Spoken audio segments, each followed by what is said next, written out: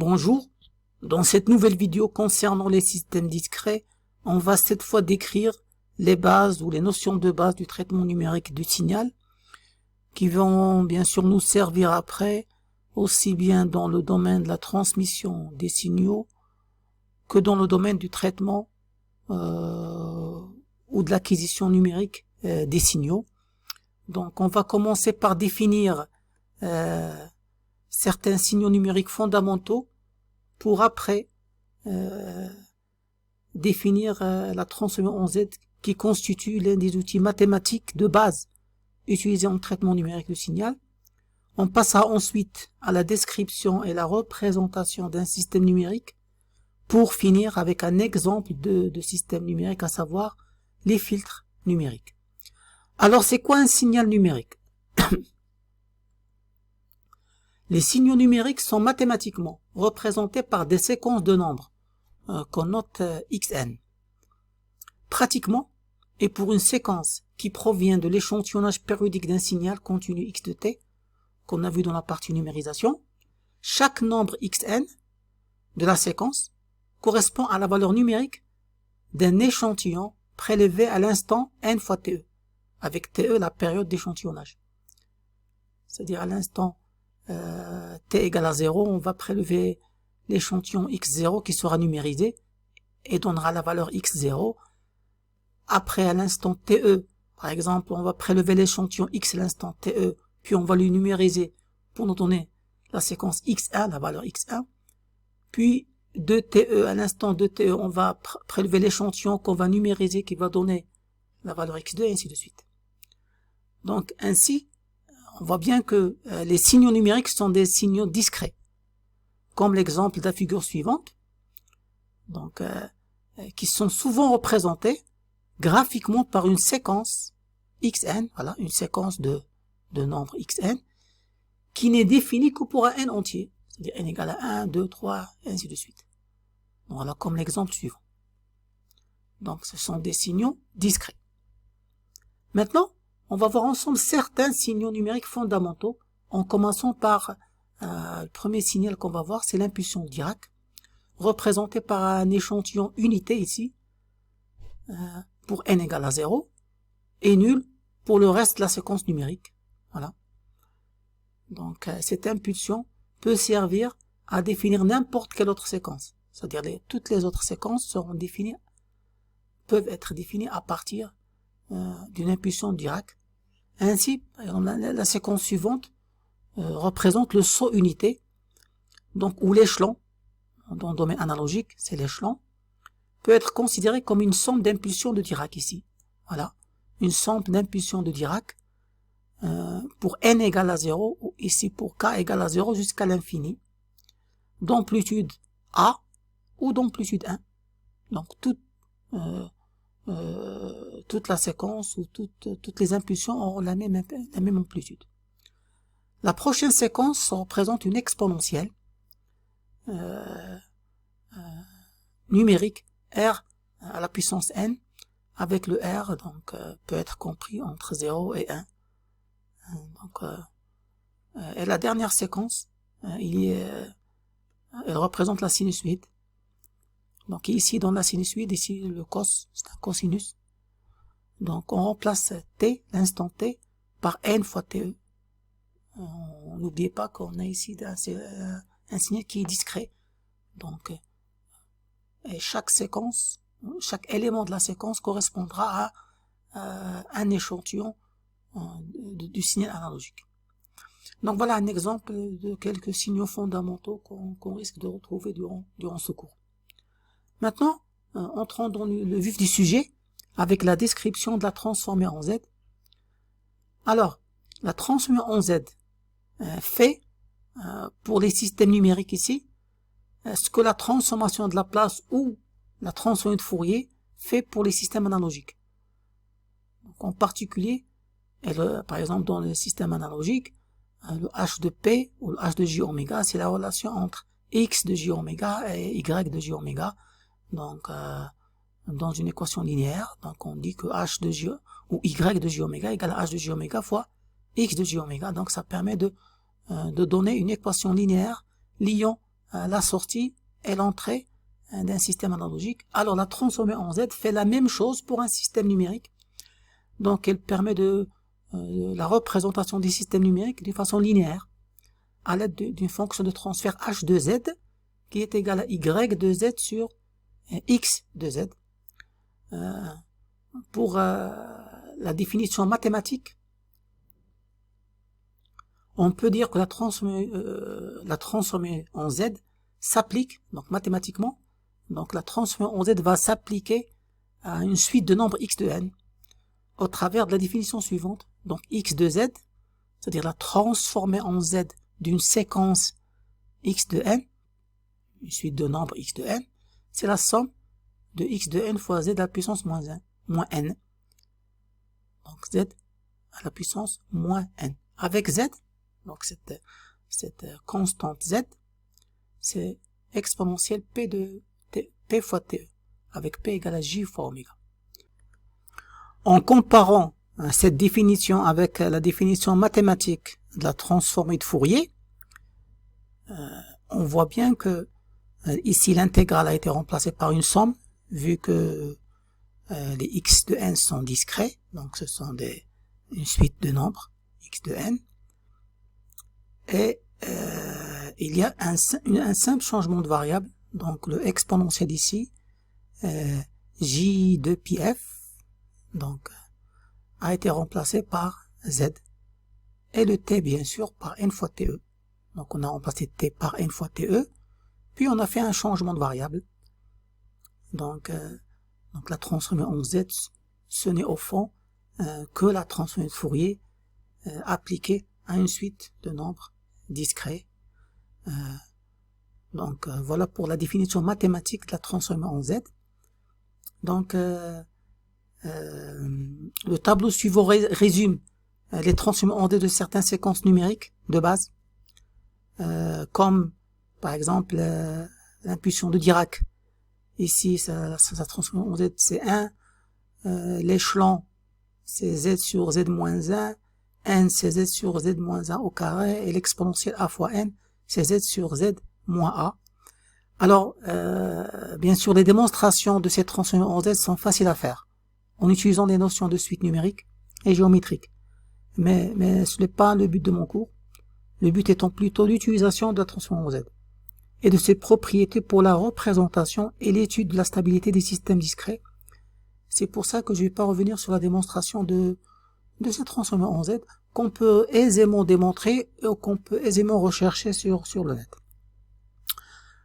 Donc voilà pour la transformation en z. Maintenant, on va s'attarder un peu sur les propriétés comme on a l'habitude de faire, donc dans la même optique et de la même façon qu'on a fait pour la transformation de Fourier. On va donner sans les démontrer certaines propriétés de la transformation en z.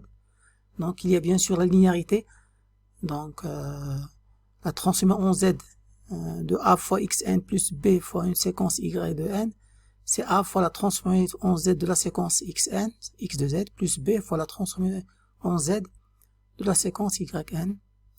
Donc s'il y a un décalage temporel, ça veut dire xn plus d ou xn moins d, la même chose. Donc cette transformation en z, ça se matérialise par la transformation en z x de z de la fonction d'origine, de la séquence d'origine, multiplié par un terme z plus d, c'est-à-dire un retard de moins 1, c'est z moins 1, par exemple. Donc si on a un amortissement, c'est-à-dire la séquence x de n est multipliée par une exponentielle a fois à la puissance n, sa transformation en z, c'est la transformation en z de z sur a, c'est-à-dire la transformation en z de la séquence d'origine, avec un changement de variable z sur a. Maintenant, la valeur initiale, si on recherche par exemple x, la séquence, la valeur de x 0, c'est limite de x de z quand z tend vers l'infini. La valeur finale, elle est intéressante dans certaines démonstrations, c'est-à-dire la séquence x à l'infini sera égale à la limite de x de t quand x tend vers 1, ou limite de z sur tout quand z tend vers 1 de z moins 1 fois x de z. Donc voilà les propriétés les plus importantes. Certaines ne sont pas toutes les propriétés, mais les plus importantes de la transformation en z. est celle qu'on va utiliser pour l'analyse des systèmes numériques et systèmes discrets. Donc voilà, donc c'était une introduction rapide mais efficace de la transformée en Z, suffisamment pour nous permettre de l'utiliser. Donc passons maintenant à la définition et la représentation des systèmes discrets ou systèmes numériques. Donc, alors c'est quoi un système numérique? Donc c'est tout simplement une fonction ou on peut dire un algorithme, puisque vous allez voir que c'est quelque chose qu'on va implémenter dans un calculateur. Donc c'est un algorithme prédéfini qui va agir sur une séquence, une suite de nombres x de n, pour produire à la sortie une autre suite de nombres y de n, nommée la sortie ou la réponse du système. Donc un tel système, il peut être représenté par un opérateur tx de n, y de n égale à t fois x de n, ou par sa fonction de transfert h de z, qui est égale à y de z sur x de z. Donc ça c'est comme on dit, on fait une analogie avec le domaine analogique. Donc là c'est le domaine analogique, le x de t et le y de t. Ici c'est xn avec yn. Et ça c'est l'équivalent de Fourier, transformé de Fourier, Laplace, de x de oméga, y de oméga, h de oméga. Ici c'est x de z, h de z et y de z. Donc maintenant, comment représenter mathématiquement un système numérique? On va voir qu'il y a d'autres façons de le représenter que la transformée en Z. Donc il y a au total, il y a 3 façons pour représenter un système numérique. La première consiste à utiliser une équation aux différences, donc linéaire ou non, pour lier la séquence y de n à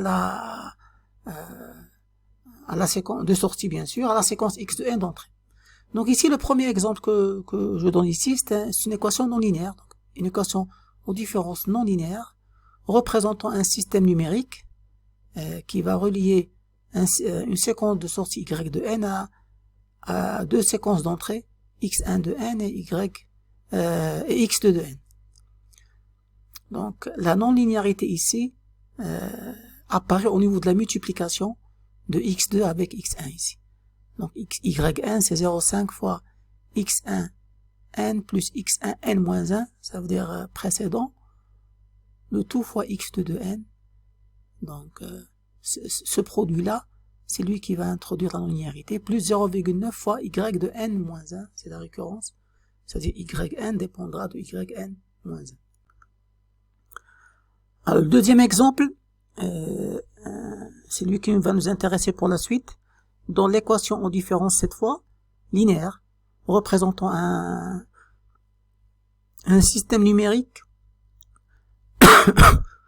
avec comme signal d'entrée la séquence xn et comme signal de sortie la séquence y de n. Donc ici y de n c'est b0 x de n plus b1 xn moins 1. Le n-1 ça veut dire l'échantillon d'avant, p2 xn moins 2 moins a1 yn moins 1 moins a2 yn moins 2. Donc on notera ici que dans cette équation les coefficients an et bn sont constants. Donc c'est une équation linéaire d'ordre 2. Voilà, donc ça c'est un exemple d'équation aux différences. Ici une équation non linéaire, ici une équation aux différences linéaire. Alors pour la suite du cours, on va travailler uniquement avec des systèmes numériques représentés par des équations aux différences linéaires.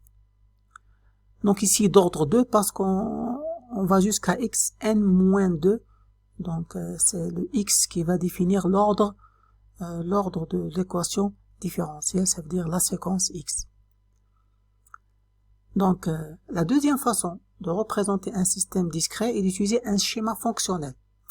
Alors ce schéma fonctionnel, on va le déduire de l'équation de différence. Il va utiliser des symboles. Les symboles qu'on va utiliser sont les suivants. Donc l'addition sera représentée par ce symbole. Donc multiplication de deux signaux sera représentée par ce symbole. Multiplication d'un signal par un coefficient constant sera représentée par ce symbole. Un décalage, c'est-à-dire x, par exemple xn plus 1, c'est z plus 1. Un décalage avant xn moins 1, c'est-à-dire xn moins 1, c'est-à-dire qu'on a pris un instant n moins 1, c'est z moins n, donc décalage arrière. Donc voilà, donc la meilleure façon de comprendre ce schéma fonction, c'est un exemple. Donc on va prendre les deux équations qu'on a déjà prises au départ. On va commencer par l'équation non linéaire ici. Donc y de n c'était égal à 0,5 x1n plus x1n moins 1 fois x de n plus 0,9 yn moins 1. Donc ici, donc voilà. Donc l'entrée c'est x1n et x de n, à la sortie yn. Et on commence à créer notre montage. Donc on voit que le x1 de n soit additionné à x1n-1. Donc pour obtenir le x1n-1, on va ajouter l'opérateur z-1 qui va définir un décalage arrière. Donc le x1 de n, quand il va attaquer cet opérateur, on aura la sortie x1 de n-1. On ajoute ici le symbole de l'addition pour les additionner, puis on les multiplie avec ce symbole à flèche par le coefficient 0,5. Voilà, on a fait cette partie-là, toute cette partie. Maintenant, cette partie elle sera multipliée par x de 2n. Le tout sera additionné ici à quoi? À yn-1 fois 0,9. Alors, pour retrouver yn-1, on prend y de n, on ajoute l'opérateur z-1 pour obtenir yn-1 et on multiplie par 0,9, le coefficient 0,9, et on ajoute à ce qu'on a déjà réalisé avec les x1 et les x2 pour retrouver yn. Donc voilà pour cette première équation. Alors pour la deuxième équation linéaire, donc voilà, donc c'est une somme, donc on fait un opérateur sommation. Là c'est un cas général, donc on a l'entrée xn et la sortie yn. Donc ici on a xn, on a xn-1, on a xn-2. Donc ça on va introduire deux retards. Le premier retard z-1, donc il va nous générer le signal xn-1, et le xn-1 on applique un deuxième retard pour générer xn-2. Après on prend le xn, on le multiplie par le coefficient b0, le xn-1 on le multiplie par le coefficient b1, et le xn-2 on le multiplie par le coefficient b2. Puis de la même façon on récupère le y de n, et dans l'équation il y a une récurrence, c'est-à-dire le y de n dépendra de y de n-1, yn-2, d'accord? Donc là aussi on va appliquer deux opérateurs de décalage arrière, c'est-à-dire deux opérateurs z-1 de retard. Le premier va générer yn-1 et à partir de yn-1, le deuxième va générer yn-2. Puis on va multiplier chacun par son coefficient correspondant -1, -2. Et on attaque l'opérateur somme, donc ici. Donc bien sûr on peut ne pas utiliser cet opérateur et utiliser ici les plus ici, donc mais on aura plein de plus, mais c'est laissé c'est à vous de choisir la meilleure méthode pour faire ces schémas là. Donc en résumé, donc ou plus généralement, donc un système peut être décrit par une équation différente d'ordre n ici, d'ordre n. Donc dans le schéma fonction est le suivant. Donc comme on a vu, donc l'ordre il dépend de la récurrence. Donc ici on a le n, ce sont combien il y a de termes de récurrence. C'est comme ça qu'on définit l'ordre de notre système numérique.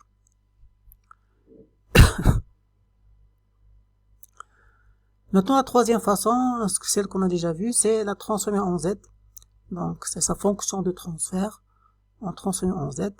Alors, cette fonction de transfert, on la retrouve, elle aussi, à partir de l'équation en différence.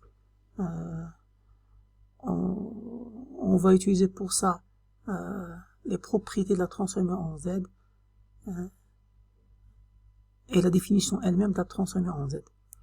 Donc dans le cas particulier ici d'un système d'ordre 2 ici, voilà, donc on va utiliser la propriété de linéarité, voilà, est celle de décalage temporel. Donc on a ici une linéarité, vu que les coefficients sont constants, et on a ici un décalage, n-1, n-2, n-1, n-2. Donc ça veut dire que la transformation en z de cette équation deviendra la suivante. Le y de n, c'est y de z. yn-1, on va utiliser ça. C'est z-1 fois y de z. Vu qu'on va multiplier par le terme z moins 1, vu qu'on a un retard de moins 1, fois le coefficient à 1, plus yn-2, c'est z-2 y de z, fois a2, plus la même chose, b0, ça c'est la linéarité, le fait de faire les sommes, b0 x de z, et dès qu'on a xn-1, on va introduire l'équation, la propriété du décalage temporel. Donc c'est b1z-1 x de z pour ce terme, puis b2z-2 y de x de z pour le deuxième terme. Donc on déduit ensuite le h de z, qui est égal à y de z, on va factoriser par y de z ici, et factoriser par x de z ici. Donc, et on obtiendra la fonction transfert ici, y de z sur x de z, puis on va rechercher la puissance la plus élevée pour multiplier ici, on a z-2, on va multiplier par z au carré, en haut et en bas. Donc on aura b0 z au carré, plus b1 z1 plus b2. On multiplie en bas par z au carré, la même chose. Donc z au carré plus a1z plus a2. Et voilà, donc on retrouve une fonction de transfert de notre système d'ordre 2. Alors, pour analyser à quoi va servir cette fonction de transfert, donc ça permettra d'analyser le comportement de notre système numérique. Donc on va l'analyser à partir de cette transformée en z. Donc, en effet, cette dernière, une fois retrouvée, le numérateur, à partir du numérateur, on va commencer par le dénominateur, donc le dénominateur, on va retrouver les pôles, c'est-à-dire les racines du dénominateur. C'est quoi les racines? On va poser les z carré plus a1, z1 plus a2 égale à 0, on va trouver les racines du dénominateur, c'est-à-dire les valeurs où le dénominateur va s'annuler. On appelle ça les pôles, PI. Puis on va retrouver les zéros. Ce sont les racines cette fois du numérateur, c'est-à-dire les valeurs où le numérateur va s'annuler. Les zéros sont appelés les zéros. Donc, une fois les pôles et les zéros trouvés, donc le h de z peut être mis sous cette forme. Donc A, on suppose ici pas, puisqu'on a ordre 2, donc on aura deux racines et deux pôles. Parce que c'est une équation x carré plus ax plus b. Donc ax au carré plus, c'est ax au carré plus bx plus c égale à 0. Donc ça donnera deux racines. Alors les racines, c'est-à-dire z1, z2, p1, p2, ils peuvent être complexes comme ils peuvent être réels. Donc il n'y a pas une règle. Donc aussi bien les pôles que les zéros, ils peuvent être réels ou imaginaires. On connaît bien que quand on a ax au carré plus bx plus c égale à 0, pour retrouver les racines, on met le delta. Si le delta est positif, les racines seront réelles. Mais si le delta est négatif, les racines seront imaginaires. Donc comment exploiter ça pour, par exemple, dans mon cours, je vais insister sur la partie stabilité. Donc pour juger sur la stabilité, ou juger la stabilité d'un système numérique. Donc l'une des caractéristiques, comme j'ai dit, importantes à déterminer pour un système numérique est sa stabilité. Et concernant ce point, l'équation caractéristique du système numérique s'avère d'une grande utilité. Alors c'est quoi l'équation caractéristique? C'est le dénominateur de la fonction de transfert h de z.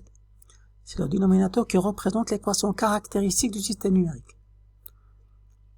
Donc voilà, le dénominateur représente cette équation caractéristique et c'est elle qui va nous permettre de conclure sur la stabilité du système.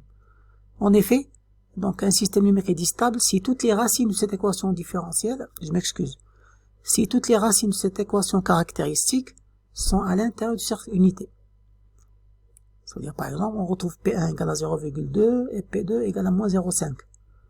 Donc le cercle unité, c'est le cercle complexe, c'est-à-dire partie réelle égale à 1, partie imaginaire égale à plus j. Donc, tant que les pôles, c'est-à-dire les racines de l'équation caractéristique, alors on peut définir ça comme ça, les pôles de la fonction de transfert, tant qu'ils sont à l'intérieur du cercle unité, on peut dire que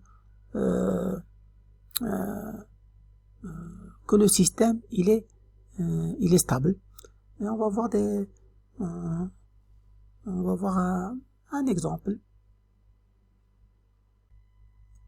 Donc pour l'exemple, on va considérer un système numérique représenté par la transformée en z suivante. Donc h de z égale à 5z fois z moins 1 sur z au carré moins 1,6 fois z plus 0,8. Donc ce qui va nous intéresser, ce sont les racines de l'équation caractéristique, c'est-à-dire les pôles. Donc on va prendre le dénominateur égal à 0, on va rechercher le delta, on va trouver c'est moins 0,64, donc c'est négatif. Donc les deux pôles seront imaginaires, P1 et P2. L'un sera 0,8 plus J04 et l'autre c'est 0,8 moins J fois 0,4. Donc après on va essayer de représenter ces deux pôles dans le cercle unité. Alors c'est quoi le cercle unité? C'est le suivant. Donc c'est le cercle ici complexe, réel imaginaire. Au niveau de l'axe des réels c'est 1 et au niveau de l'axe imaginaire c'est plus J. Donc ça c'est le cercle unité. Il faut que les pôles soient à l'intérieur de ce cercle unité. Donc P1 c'est ici, il va être représenté approximativement ici. Pourquoi? Parce que la partie réelle c'est à peu près 0,8 et la partie imaginaire c'est 0,4. Donc P1 ici et P2 sera ici. Donc la partie réelle c'est toujours 0,8 mais la partie imaginaire c'est moins 0,4. Donc on voit bien que les deux pôles sont à l'intérieur du cercle unité. Donc là on peut dire que notre système qui est représenté par cette fonction de transfert en z est stable. Donc voilà pour la stabilité concernant le système numérique. Alors pour finir en beauté, on va prendre comme exemple de système discret les filtres numériques. Donc les filtres numériques ou filtrage d'un signal numérique, donc filtrage d'un signal numérique, il intervient dans de nombreux domaines, comme la transmission du signal, le traitement du son, le traitement des images. Il y a aussi le traitement des données scientifiques comme sismiques et autre chose qui équivalent à ça. Donc c'est une opération de traitement numérique qui est généralement réalisée par un algorithme qui sera exécuté par un microcontrôleur. Donc c'est ça le filtrage. Donc le filtrage analogique c'est un montage électronique à base de résistance, à base de condensateur, à base d'ampli-op. Le filtrage numérique c'est un algorithme. Donc c'est un algorithme qui sera exécuté par un microcontrôleur. Donc on distingue deux principaux types de filtres numériques. Il y a tout d'abord les filtres à réponse impulsionnelle finie. RIF, réponse impulsionnelle finie, ou FIR en anglais pour Finite Impulse Response Filter. Donc Finite Impulse Response Filter. Donc ce sont des filtres non récursifs, car ici la sortie ne dépend que des valeurs des entrées. Donc l'équation de récurrence aux différences a la forme générale suivante. Donc on voit bien que le y de n ne dépend que des x de n. Donc ici y de n c'est b0x de n plus b1xn moins 1 plus b2xn moins 2 ainsi de suite. Donc les filtres non récursifs, il n'y a pas de y de n ne dépendent pas et là je pense que j'avais avant dans la vidéo fait un mélange de termes. J'avais parlé de récurrence, donc ça c'est la récursivité. La récursivité c'est le fait d'avoir les y de n ne dépendent pas des y de n-1. Ça c'est non récursif. Et récursif, on va voir si y de n dépendent des y de n-1. C'est pas la récurrence comme j'avais dit il y a quelques instants. Donc je m'excuse pour ce lapsus. Donc voilà, donc si on veut retrouver les h de z, on aura h2 sous cette forme, c'est B0 plus B1Z-1 plus B2Z-2. Il n'y aura pas de dénominateur. Pourquoi? Parce qu'il n'y a pas tout simplement des termes yn-1, yn-2, yn-3, ainsi de suite. Donc cette équation, cette transmittance en Z ou fonction en Z ou fonction de transfert en Z, H de Z, d'accord? Donc implique que ces filtres seront toujours stables. Donc les filtres non récursifs seront toujours considérés comme des filtres stables. Donc maintenant la deuxième catégorie de filtres, c'est les filtres à réponse impulsionnée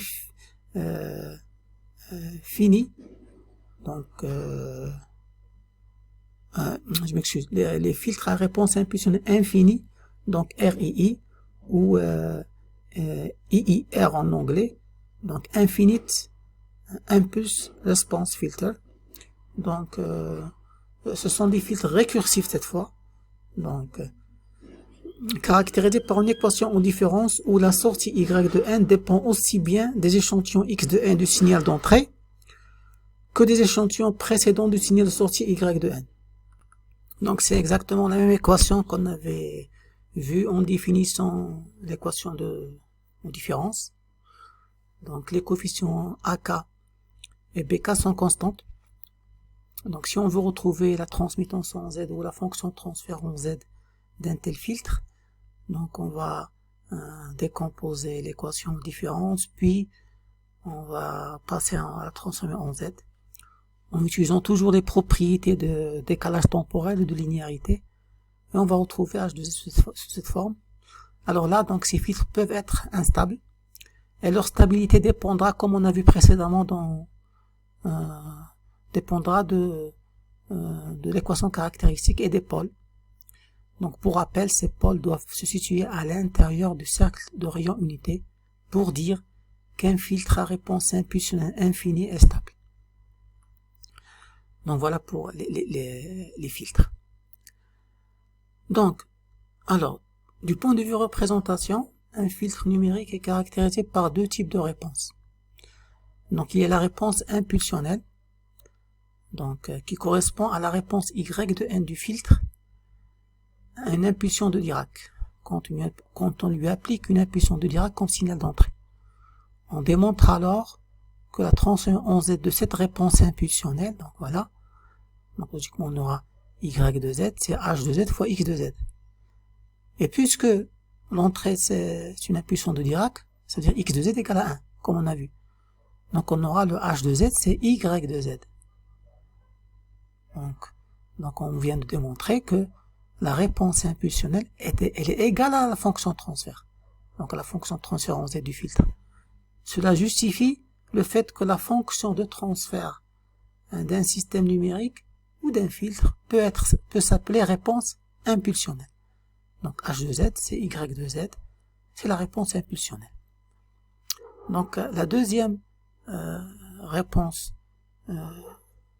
qu'on peut retrouver ou qu'on peut rechercher, c'est la réponse indicielle, qui permet de caractériser ou d'identifier certains systèmes discrets. Donc il est aussi appelé réponse impulsionnelle parce que c'est la réponse non système numérique ou non système discret à un échelon, donc à une séquence échelon numérique. Donc alors pour déterminer la réponse à cet échelon, il faut tout simplement multiplier h de z, c'est-à-dire le y de z sera h de z fois x de z, et d'après le tableau des transformations en z particulières, la transformation en z d'un échelon, c'est 1 sur 1 moins z moins 1. Donc la réponse indicielle, c'est la fonction de transfert h de z fois 1 sur 1 moins z moins 1. Donc en général, on pourra l'utiliser pour identifier ou pour caractériser certains systèmes discrets. Alors la dernière partie de ce cours concernant les filtres, de cette partie concernant les filtres, c'est l'étude fréquentielle. Donc alors pour représenter la courbe de gain ou de phase ou BOD d'un filtre numérique, il faut étudier sa transmittance complexe. Donc comme j'ai dit, pour retrouver la réponse harmonique d'un filtre et ainsi retrouver la courbe de gain, il faut étudier sa transmittance complexe. Or, nous avons vu que la transformée en Z n'est qu'une transformée de Fourier avec un changement de variable. Donc, on passe donc très simplement de h de z à h de p ou h de j oméga à l'aide d'un changement de variable. Donc ici, on a h de z. On remplace z par exponentielle p fois te pour retrouver h de p, puis on remplace p par j oméga pour retrouver la fonction de transfert complexe h de j oméga. Il est à noter que l'expression obtenue pour la transmission complexe comporte généralement des exponentielles complexes. Et elle est donc assez lourde à manipuler mathématiquement. Donc on va voir un exemple d'un filtre moyenneur sur deux valeurs. Donc c'est l'équivalent d'un filtre passe-bas. Donc y de n égale à 0,5 x de n plus x de n moins 1. Donc là, on va rechercher à partir de cette équation en différence la fonction de transfert h de z. Donc on retrouve d'abord y de z, c'est 0,5 x de z plus x de z moins 1, puis on trouve h de z. C'est 0,5 fois 1 plus z moins 1. Et après, on fait notre changement de variable. Donc pour retrouver h de j oméga, on remplace z par exponentielle 1 moins j oméga fois te. Donc et là, le exponentiel j oméga fois te, c'est cosinus. Donc exponentielle j alpha, c'est cosinus alpha plus j sinus alpha. Donc c'est ce qu'on a fait ici.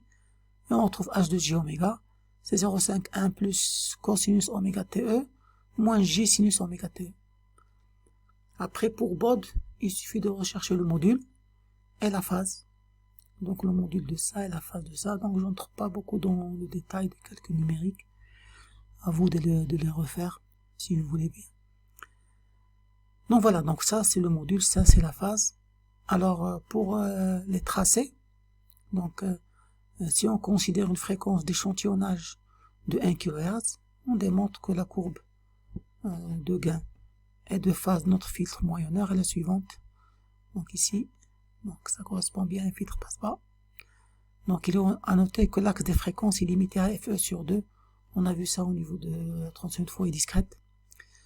Car selon la condition de Shannon et la fréquence maximale de signal à traiter sera obligatoirement inférieure à FE sur 2. Donc on va s'arrêter au niveau de FE sur 2.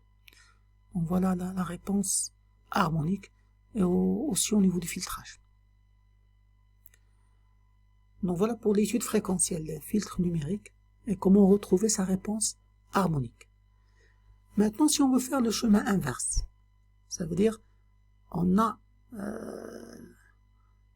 connaît la fonction de transfert h de j oméga de notre filtre analogique, on veut retrouver le filtre numérique correspondant. Donc là, on va utiliser la correspondance suivante qu'on appelle la transformation bilinéaire. Donc sa démonstration, vous l'avez dans le cours en détail, mais ici je vais uniquement reprendre la correspondance qu'on a démontré, c'est que il suffit de remplacer le P, c'est-à-dire le J oméga, par 2 sur TE fois 1 moins Z moins 1 sur 1 plus Z moins 1. Et comme ça, avec cette transformation bilinéaire, on peut retrouver le H de Z correspondant au H de P ou H de J oméga d'un filtre. Donc on va prendre un exemple par exemple. Ici un filtre passe-bas deuxième ordre. Donc oméga 0 égale à 100 pi, le M amortissement 0,1. On va considérer une période d'échantillonnage de 2 millisecondes. Donc on va remplacer P par, ici le P, la variable P, on va la remplacer par 2 sur TE, 1 moins Z moins 1 sur 1 plus Z moins 1. Donc une fois c'est fait, une fois le calcul fait, on va retrouver cette fonction de transfert H de Z. Donc on voit bien que elle est d'ordre 2. D'accord. Et après on va essayer de remplacer les oméga 0 et les TE et les M par les valeurs numériques. Une fois c'est fait, voilà l'équation finale. Donc et à partir de cette équation finale, on vérifie d'abord que le filtre il est stable, ce qu'on va retrouver généralement. Et après pour le numériser, il suffit de retrouver à partir de H de Z, on va retrouver l'équation aux différences. et y de n.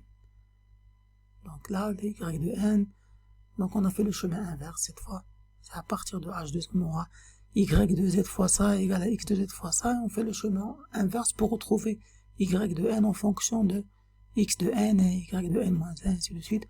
Voilà l'équation en différence qu'on retrouve. Et à partir de cette équation en différence, on va retrouver l'algorithme qu'on va programmer dans notre microcontrôleur. Donc avec cette transformation bilinéaire, on avait au départ la fonction de transfert, notre filtre analogique. On a fait ce changement de variable pour retrouver ça transformé en z. Et après, on a retrouvé l'équation en différence. Maintenant, comment réaliser pratiquement cet algorithme? Donc, c'est la raison pratique. Donc, une fois le comportement du système analysé et vérifié, donc en général, on peut utiliser MATLAB comme logiciel de simulation pour le vérifier sa stabilité, son comportement.